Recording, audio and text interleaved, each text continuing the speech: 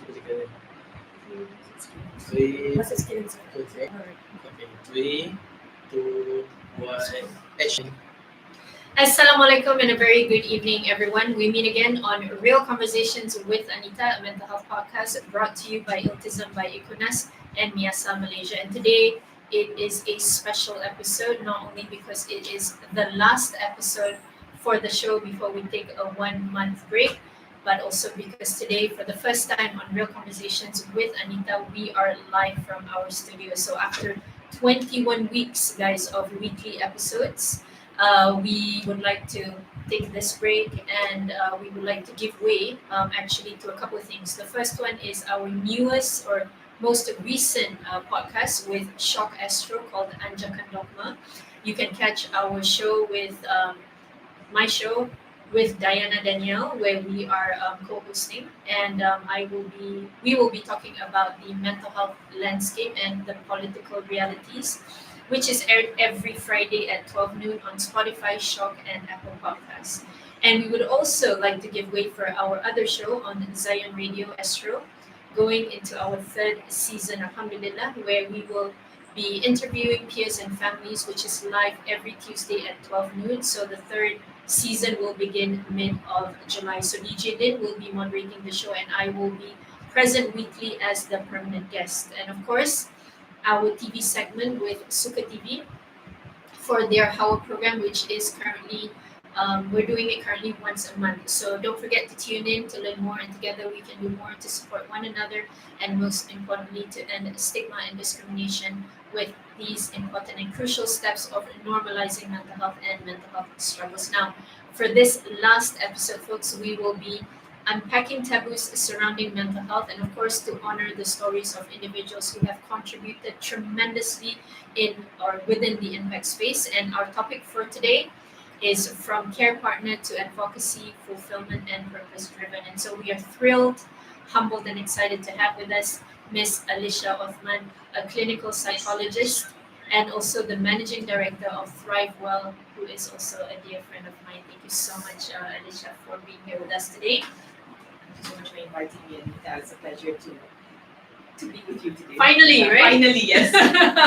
After so many phone calls, Exactly, yes, and yes. invitations. Alhamdulillah, thank you so much.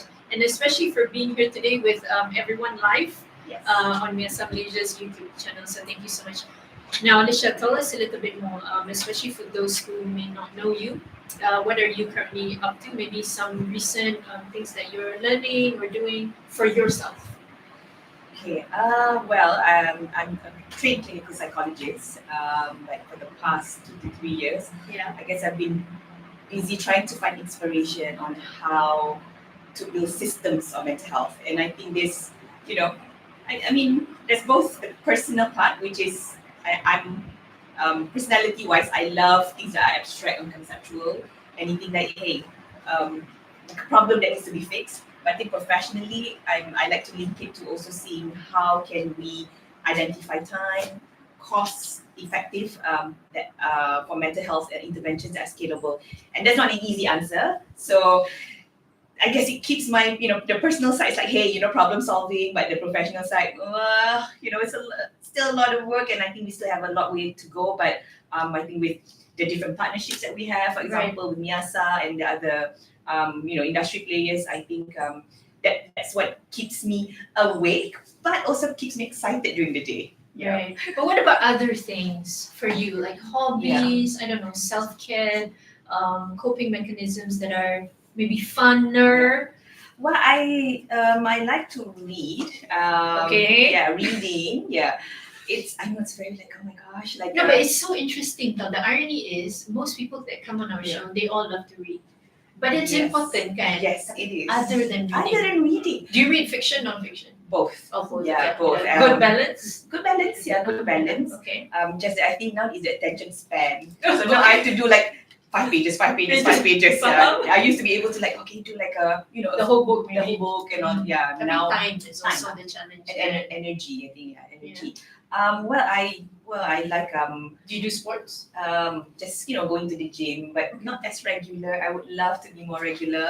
Yeah. It's interesting. My doctor used to say, after 35, everything is not prevention anymore, it's treatment. Yes, it's true. So it's a wake up call for me. I'm like, okay, I have to be active. So I think what I enjoy in my week is my 30-40 minute walk. I love walking. So at least once in 2 days, I just to try to squeeze in lah. Doesn't matter at my house or just going to the park nearby to my house.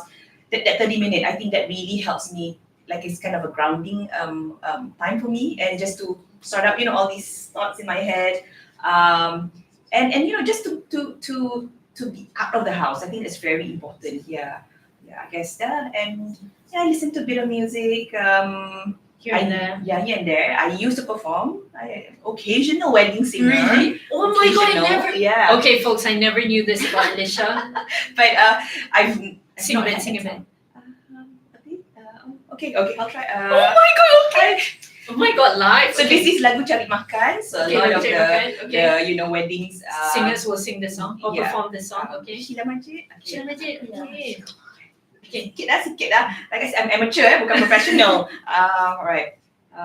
Kata demi kata, jalin dengan indah untuk menguraikan maksud hati. That's all. Oh my god, babe. But Awesome. but these days I don't have. Okay, you're gonna sing for our conference. We'll do, yes. Mashallah, thank you so much for that 2-minute fame for Alicia. Lagu Sheila Majid, what is it called? Dia. Dia, yes. Mashallah. Alright, thank you so much, babe. Now, we want our audience to know you more. Yeah. And even for me lah, babe, kan sebenarnya. Okay, now, if you can tell us, who is Alicia Othmani sebenarnya? Oh, that's a very tough question. So I am, I guess a woman, obviously, Thank you. and I think why I think we need to honor being a woman, because Yes. it is hard to be It is. a woman in this world where the world may not necessarily be made for us completely. Mhm. I'm also a daughter, an only child, and I think because I was an only child, I think that really influenced the way my worldview or outlook on life, on people. Yeah. And of course, I'm a Muslim as well, and I Mhm. think that's something that I carry through, a kind of identity, right? And Yeah. and again, influence on my work, right? That always something about social equity is always in the back of my head from as a young person. Well, as a professional, I'm a clinical psychologist, but I am actually personality-wise, I'm an introverted person. Mhm. And I think as a child, how my parents said, hey, to survive in life, introverts are good, but you need to be a bit more, at least learn the skills. To be out there, right? To be out there, yeah. Mhm. So they solved it by sending me to boarding school. Right. And I think that really, again, another phase of my life that really gave me that another outlook of the importance of equity, right? Because education, so I received good education, Right. and I think with that education, it led in the teenage years, right? It's really about identity, right? So finding yourself. Right. And I think education gave that grounding for me to learn about people, different people, diverse people. People Right. come from different backgrounds, and people have different abilities and disabilities. And how do we use education as a level playing field? And I saw this in the school that I went, right? Like we were all from different backgrounds, socioeconomic status, but all of us were given the same opportunity, and it was such a humbling experience. So I think a lot of my identity from there form, right? Like whatever that I had at that as a 16 or 17-year-old was because of the privilege of my parents providing, whatever resources. I had a library of books. I think I had 200 books by the time I was 16. Betul. I don't think of course some other, peers may My have. kids have more than that. Exactly. Babe, I tell you. Yeah, but So different. that is a privilege. It is. And I think that is something that when you ask me about identity, right, it's Mhm. hard for me to say that I am ABC Betul. because I'm the product of my environment. And I think all of us, right, like that 80% of who we are actually comes from the environment. And I think we are not conscious about it. But for me, it was really conscious. Every stage of my life, the people around me, the things that were happening were always influencing and inspiring my decisions Yeah. and who and who I am. So yeah, So- sorry, long-winded No, answer. it's good. Yeah. So what kind of a person or what type of a person were you at that age though? I was Were you more of a leader, follower, team actually player? not really. Not really. Because I think being an only child, I grew up with in a home of 5 adults. My Right. parents, I had 2 older aunts who were like 15 years and older, and I had a nanny helper. So imagine a little girl with 5 adults. Right. My parents had to send me to my cousin's house on weekends to learn how to play, Betul. like rough play, like the Tumbling and tumbling all. and gado-gado, that kind of thing. Because at home, adults don't do that, right? Right. So I think when by the time I reached 12 to 13, people always describe me as a precocious child. I see. Yeah, like very mature. But you know that's also a sign of maybe no trauma work. It's also like you're trying to fit into a world that's not yours Yeah. because it's adult world, whereas I'm a 12-year-old. So there were times sometimes. Bless my parents are amazing, but they're adults. They're like, don't cry lah. It's not something to cry about. Right. But I'm a 10-year-old. I want to cry. Right. And it'll be like doing homework, and then my writing is not the best. My friends and the teachers know this, and my dad be like, you have to write better, otherwise you don't get a job. At 12, I'm like, job? Okay, how did How all does that right. translate into job? Yeah. So it's a very adult world, and I think what I probably maybe this is something a wound or whatever, right? Mhm. To be that child, to be that playful self. But I'm grateful to my late father. He is a child at heart, So there are times, on the weekends he will spend time with me, and we do playful things. Yeah, I think that's very important. To have that bond, and I still remember, many good memories of. What was the most Yeah. memorable for you? I think memorable would be every Saturday he would. At that time, my mom worked with the government. They have that half day Saturday, right? So they had to work. My dad was in private, so he's free. He will pick up all my cousins in KL, about 4 or 5 of us. Mashallah. Yeah, and my aunts were so happy, like, oh, take them. I'm taking the house or whatever, like, please. Right. So we'll just pick us up, and then we will just go to places like Lake Garden. Betul. And just like, okay, we're gonna park the car. He takes out his newspaper or business magazine, whatever. There's a whole garden here. You can roam around, but just stay within my sight. Yeah, and if somebody gets lost, immediately try to find the person. So I think that really, if you think about child development, right? It was at a time of exploration. Yes. It's a whole garden park. There's also trust, your trust building, because my cousins were about 4 to 5 years range of age, different ability, and me, because me an only child, my motor skills were always like the worst because like everybody could run, I'll be running and falling. So they always say, oh, Elisha is like Bowling lah.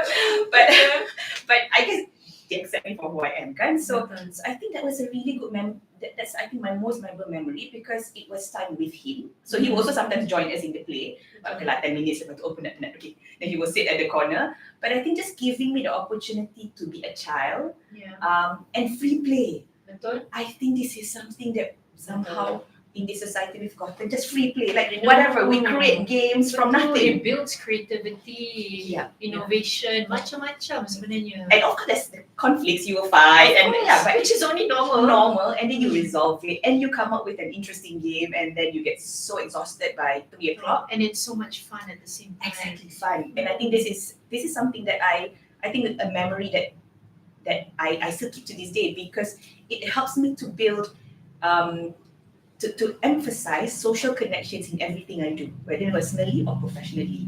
Yeah, so I think that one early childhood memory with my dad, right, was quite consistent lah. At least every 2 weeks or every month we would do that for at least 2-3 years, and then we got to high school, then we got too busy. But this was at primary school age, right? So I think this is a really something that I hold as an anchor, especially in a time when things get really tough. You're like, social connections come with sometimes conflicts too. But if you think about the whole play process, there will be a reward at the end. Right. Yeah. But that's also how you learn conflict resolution and all those kind of stuff. And Exactly. Yes. Now, so you said you went to boarding school. So during the time when you were in boarding school, was this the time where you built, your self-confidence Yes. and all these other things? What helped you, Alicia, sebenarnya? It was actually, to be honest, Teachers, friends. the first month I wanted to run away from the school. I was plotting. Very normal. Normal. Like, oh my gosh, why am I stuck here? How do I run away? Yeah. And I thought my parents didn't love me, So normal again. I think it's a normal response to everyone, right? Betul.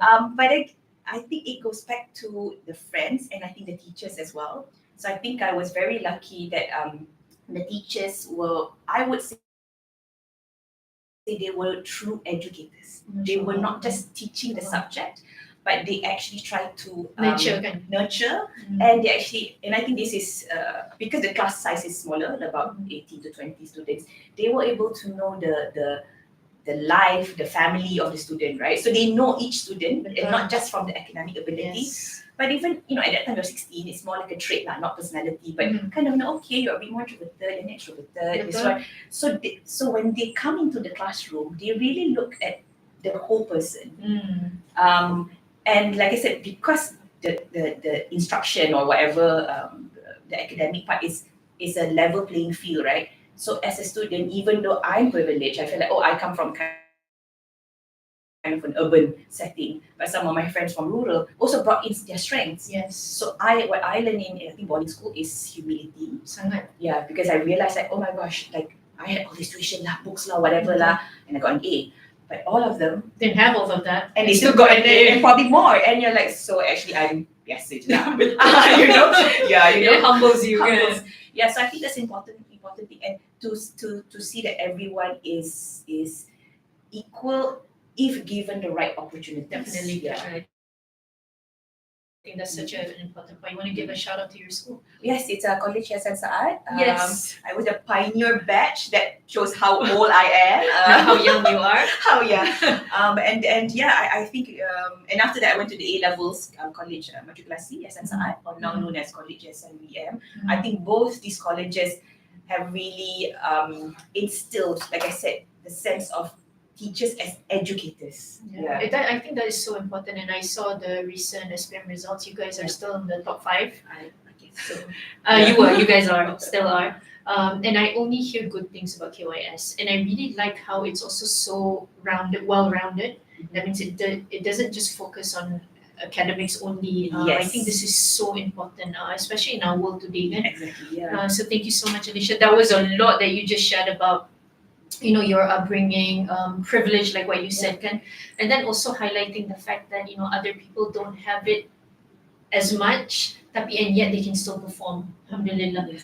Okay, Alicia, now we want to go a little bit about you coming into the clinical psychology field. So just maybe a little bit on how did that interest come about? Was it something that you were always interested in? Maybe human behavior. Was this something that you were always interested in? Yes, I have as a child, and like I said, I surrounded by adults. Right? So there's always like observing, and all these adults sometimes forget I'm a child, so they will just discuss about their friends, their colleagues without filter. So like, there's a child here, never mind, just ignore her. So when I hear these stories, like biasalah, the small child like, kenapa macam tu, kenapa macam ni. So would you ask these questions though? So for certain things, yes, and then my parents or my aunts will be like, okay, because la la la la, they even they're patient enough to explain. If not, they're like, jangan sibuk lah. Budak-budak jangan sibuk. Exactly. But I think my one moment, I think in my childhood, my aunt gave me her psychology textbook by Philip Zimbardo. She was an engineer. Right. She studied in the US, and I think it was her minor. Okay. So she said, hey, there's a psychology textbook. I don't know, you like it, you read it. And I started reading, and I'm like, so I think combining that, my experience of observing people, and then when I was given a textbook, I'm like, I think I couldn't understand half of it. I used a dictionary next to it, like, dulu dictionaries everywhere, right? I mean, with you all the time. Yes. Dictionary, thesaurus, thesaurus. Oh my god. Or the BM English translation. Tiga, kena ada tiga. Every time buka tiga. Lupa what the brand was. Okay, I remember, So I think that piqued my interest to start to just like be interested in human behavior. But then I mean, most Asian families kan, the doctor, engineer, accountant, that kind of standard lawyer. Lawyer. Police pun okay. Police pun okay lagi, teacher. Psychology ni apa benda ni? So and it was also that time after the financial crisis, right? You just do whatever needs to be done Yes. to get a job. Betul. I think this is something that also another defining moment, right? When the family went through kind of a financial crisis, you just get a job lah, whatever. So that's why I pursued accounting and finance. But I was lucky to also obtain a scholarship from Renung UEM at that time. And when I was in Sydney University, I think they had a really good psychology program.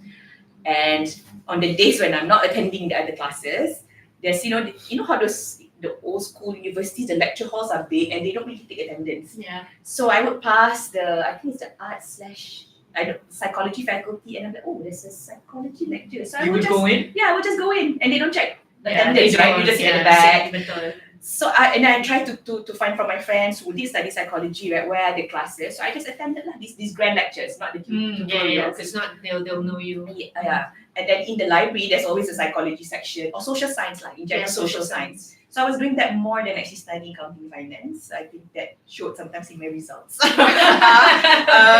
then, I kind of recalibrated. Okay, I need to graduate. Okay, just complete it. So I thought, maybe I should, pursue this.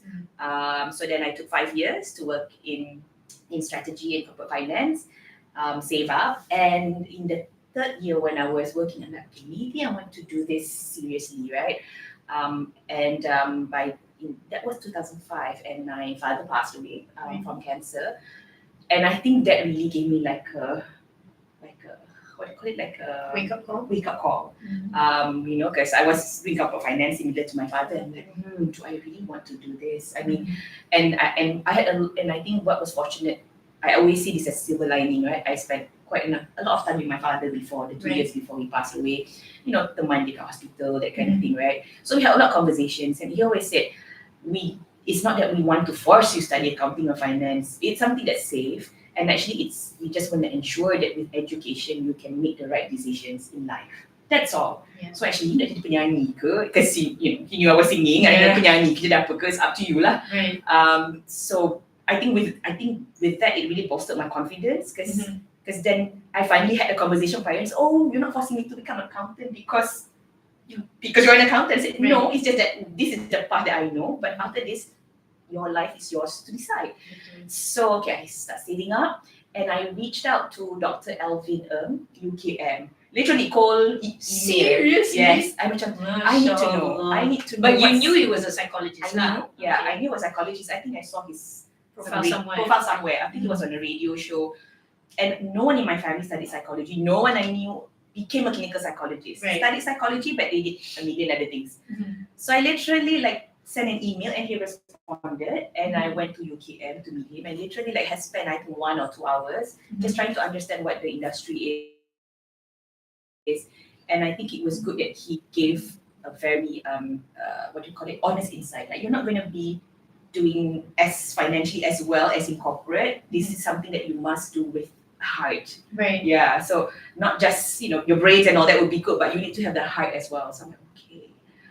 So he gave me some questions, challenged me to think about how you're going to survive, in this industry, blah blah, all that. So I'm really grateful, I think, to Dr. Alvin Ng for not just giving me all the wonderful things about the industry, but also the reality of the industry. He said, you will probably be the few people in Malaysia. You got to build from scratch up, from scratch. You can't expect the templates everywhere. It's a new industry. So with that, I think I then took another 3 years before I then joined the the transition program, because I'm not from psychology background. Right. So I went to UKM to do the postgraduate diploma in psychology. It was 1 year with 12 subjects. Yeah, I know, that's a lot. It's a lot. And then I applied for the clinical psychology, and then I completed the training in 2 years. So I think then I think that was a very intense moment in my life, because it was not just about career shift, but I think it was kind of a follow-up from also my father's passing, right? Thinking about, hey, what's the direction in your life? So it's really about finding purpose. It's no longer a job. Purpose-driven lah. Very purpose-driven, and soul searching also lah. Soul searching. Soul searching. So I think it was a very intense moment, and I worked for therapy as well. So it's like everything, personal, professionally, it was very transformative. Not, I wouldn't say it was easy, but it Yeah. was transformative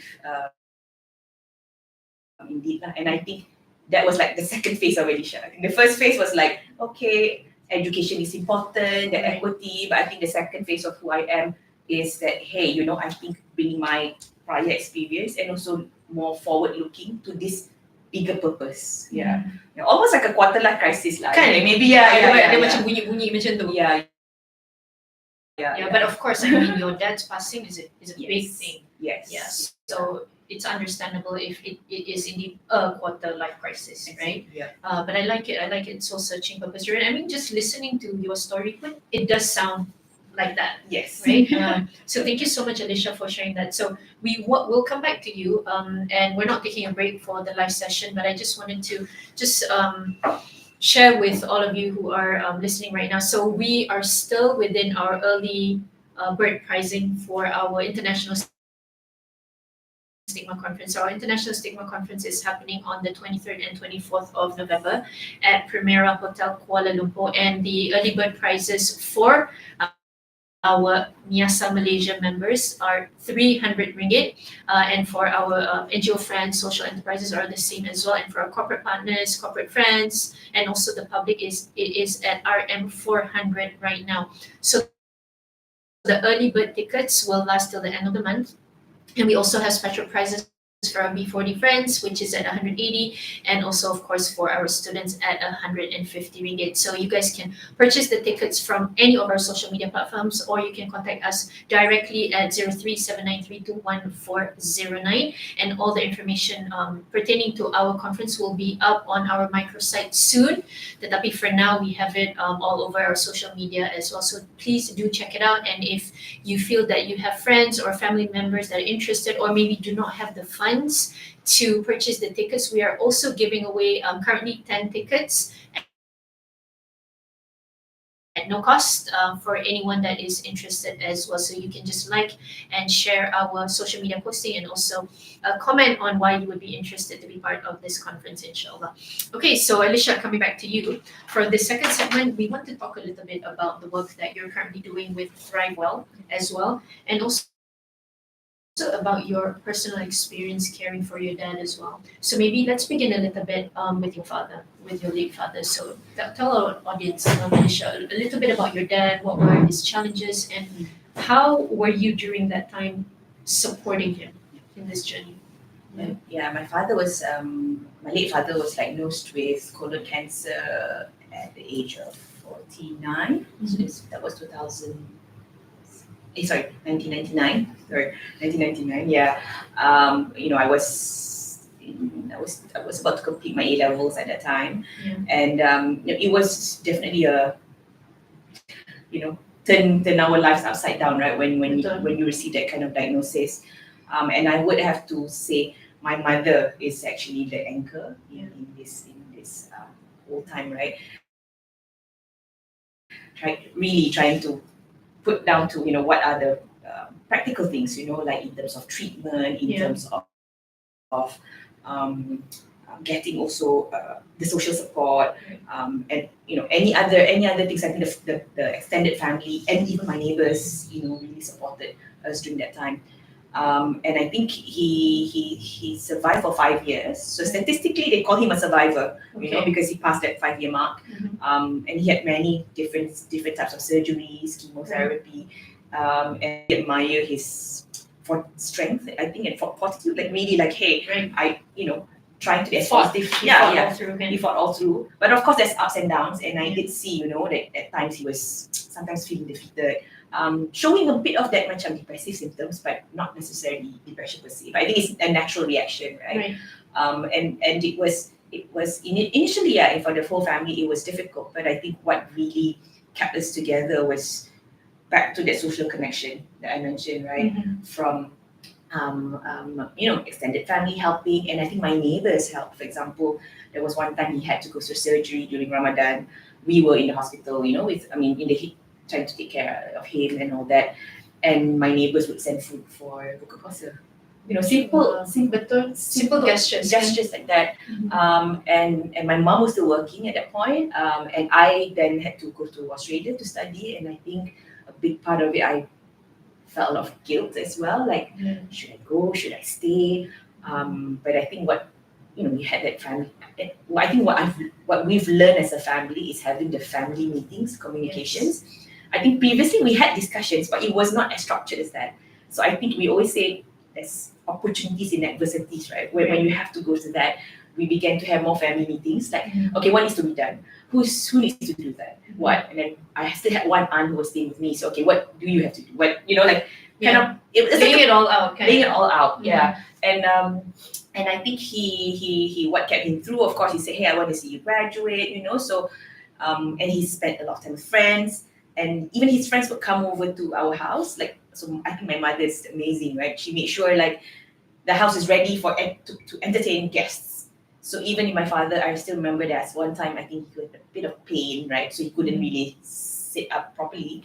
They said, hey, but you want to meet your friends, right? It's okay. We can just put in the sofa, something comfortable for you, and your friends can just sit around. And I think that really helped the spirit, like because friends would just talk about whatever politics, like anything to just keep his mind, Off of the cancer. Yeah, and also something to look forward to. Yes. I think it's so important. Yes, yeah. So having, I think with anything that direction and purpose, I feel that it's really important for him to, hey, I want to at least be able to get through your graduation, to be able to still have that time with friends, and unfortunately he had to sort of like resign, retire, like medical. But I think my mom continued to work. So I think that whole process was incredibly, I would say, tough for me, and that was when I first accessed my mental health service in Australia, because I think I didn't know how to process it. I know practically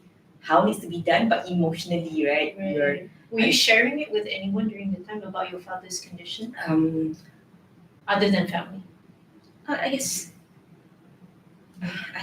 friends, some friends. And then I think my group of friends really supported me, especially when I was in Australia. They knew, and I think it also affected my studies a bit. But I didn't know how to tell my parents at that time, because obviously they've got other things they need to take care of. But I think having that social support, right? I would credit my friends from the scholarship program who helped me get through the whole undergrad program. I think 2 or 3 subjects I just studied off them, like hey, just tell me what I need to do, man, to pass this. No, but it's so interesting. I mean, thank you so much, Alicia, for sharing that. I know it's not easy, but I just wanted to touch on that bit, because although I wasn't going through anything close to what you went through, it was still a challenge. In that graduation ceremony, Yes. when I was sitting there with my roommate, who was also my roommate when I was in Malaysia. Yeah. I was sitting in the graduation hall, looking at her, staring at all the graduates, and thinking, "Oh my God, we did it!" My results, it wasn't fantastic at all. Let me tell you, because there was tremendous challenges Of course. during the time, being there, being far from family. A lot of things I'm sure you can relate. Tapi even that for me was so difficult. So I cannot imagine, Sebenarnya, how hard it was for you. So did you manage to come back to Malaysia Yes, I before did. your dad's passing? Yes. So about about 1 year plus before he passed away, and that was How was he during the time? actually for the first 3 years he was physically okay. Yeah, Okay. because in fact the first 2 years with chemo he actually was still continuing to work. So he was working. Yes, he was still working. Mashallah. Yeah, so he would go for chemo in the morning and then go back to work. Yeah. Just that the last 2 years, because it was around 5 years, right? So the last 2 years, I think he's physically deteriorated, and then that's when we had to bring friends come over rather than us going out, because he's an extrovert, different than me. Yeah, so I think that really, we could see that when I saw that noticeable change, I think that's the part that's a bit more heartbreaking. But I think one thing that my parents ensured, like, hey, you are a young person still, right? You shouldn't miss these things. So even the decision to go to Australia, I think they had that conversation, right? Say like, you shouldn't stay here just because of us, you know. But of course, come back during holiday, or I think they would visit me at least once a year. Yeah. So, but again, because we have privilege, so they Right. could come. They could come and visit me in Sydney. But I think it's you know, I cannot, like I said, I think with any as a caregiver role, I would definitely attribute my mom as the primary caregiver. She's the rock that held everything. I think my role was when I was back, in Malaysia, more like practical, driving him to his chemotherapy or being in the hospital with him if he has to be, for surgeries and those kind of things. But that's what you might think, but you're the only child. I'm sure you were everything to him. So I think what I guess value and remember as well is those time when when he's in the hospital and then you macam teman kan.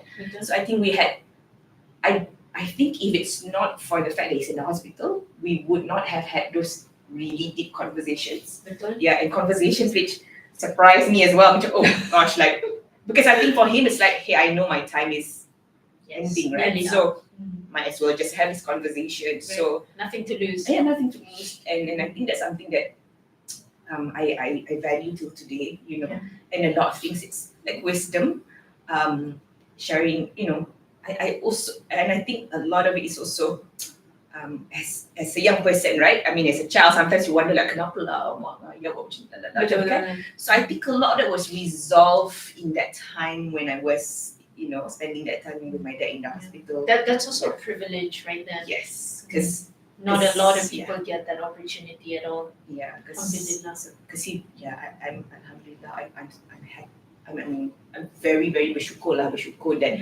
my father had that I had that, not just time, but my father had the openness as well to have those conversations. And you as well. Yeah, it wasn't easy. It's like suddenly like, "Ooh, what is this question coming from?" I'm 22-year-old and you're still like, yeah, like that. Oh my god. Yeah. Thank you, Alicia, for sharing that. Inshallah. Okay, now we want to go to what you're doing right now, spearheading ThriveWell. Now, we talk a lot about this work, you and I, right? But just maybe something that you're really proud of, being part of ThriveWell, your team, maybe there's a project or something that you guys have done that you feel specifically or maybe especially proud of. I think that, I know there's many. Yeah, that's but maybe one. I think the one thing that whenever I feel sometimes down, or you know how the challenges are in the industry, right? Where it's like, why am I doing this work? I just want to close it down, right? Yes. Every morning, very like, honest, okay, maybe I should just get another job. Senang je kan? Do you ever think about going back to corporate? Let's be very honest. Yes. Yes, I know, me too. Because you can just have that job description and just do it. Yeah.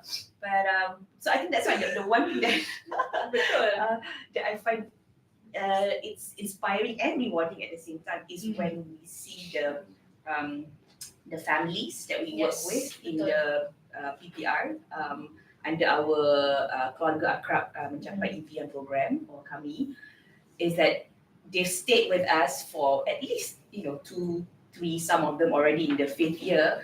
Wow. And, in the 5th year, and of course it's like you have probably like 20, and then I know. But whoever that remains, right? I think that usually you get 20% out of the first cohort. That 20-30%, I think when I see their commitment, their motivation, and the way they apply the skills that we've taught them, right? It's like it's really amazing because it's beyond what I envisioned in that first year. Yeah. So really to see that they can stand on their own, and of course still working with us, but be independent, right? Yeah. Or empowered, and it's their own intrinsic motivation, not us pushing. So I think that's the one thing that really makes me feel that connection to them, and also to anchor the team as well, because the same thing, right? Whenever we go into any process or any projects that are too overwhelming, I think I always remind them that, look, this is why we're here. because we are empowering these families to be able to do, whatever ABC, especially, to get access to mental health, at least now, half of the time on their own, and without us being, the savior, because that's what I mean, do that's not want not to our be. Yeah, that's not our role as well. Exactly, yeah. Mhm. So really to see that change, I think, that's the work. It's amazing. I think that's really what we want, Kansunan and Alicia, in this work. We want people to become independent. We want people to be empowered to make their own choices, decisions for themselves. Exactly, yes. Mashallah, alhamdulillah. Thank you so much, Alicia. I know, we've been talking for like nearly an hour now. Okay. So we want to come to the closing. Okay, so it would be your closing thoughts. Okay, a couple of things. One would be, what do you envision right now, Alicia, for Thrive Well as a whole? And then for you personally, what are your hopes? Okay, my hopes for Thrive Well is that that we will remain committed to our mission, right? 'Cause, Amazing. Yeah, to be able to, I think, build better mental health systems. So I think we are going to move beyond just providing service. Yeah. And I think this is important, like an important pivot, I think, because Yeah. for the past 5-10 years I've been in the field, it's providing service. Betul. But now we're moving to a point where we want to build systems, and these women from the community, right, are our inspiration. Yeah. Because when we provide that platform, just like how I experienced with the education, right, we provide a level playing field, the same platform, everybody gets empowered despite your ability, your background. Right. So I think the same thing I'm trying to apply to at least to pivot right well to that. We're building different systems, whether it's in organizations, whether it's in education systems, whether it's community-based systems, that where do our role becomes, we build a system and empower the people in there to be able to access or benefit from any form of mental health services that they choose to. And I think personally for me, this is it's also a crossroad for me as a leader. I think again I have to remove myself from a service provider hat, that now in a leadership role I have a big responsibility to my team, because to coach them, to also empower them, so that they can then empower the beneficiaries or the people that they work with. And I think for me, being that leader is also knowing the balance between my personal and professional life, which is Kind of great. kind of great. But at least the next 3 years, really to focus also on ensuring that personally, my relationship to people, to Allah, to community, because I'm helping people in our community, but am I giving back to my own community that I live in? I'm always out of the community. People like, Yes. "Siapa dia ni?" Macam, so I think going back to family, community, my own community and relationship to Allah as well. That is very important. Yeah. But I think that's so interesting, that point in itself, because I feel that 8 years being in the space, that everything that I've learned and acquired, right, from all of this, it has strengthened and bettered my relationships all across. In everything that I do, in everything that I touch, maybe, that I feel I'm so much better as a man. Not only that, not only through this work, but through being afflicted with a mental health condition. I think that's the biggest lesson, at least for me. Tapi for you, what would you say from everything that you just shared, that even from growing up to your going to Australia to Sydney, and then with your dad's passing, being the only child, and then opening up Thrive Well, from learning from corporate finance, what would you say is maybe one biggest or invaluable lesson that you have acquired all throughout? I think it would be the fact that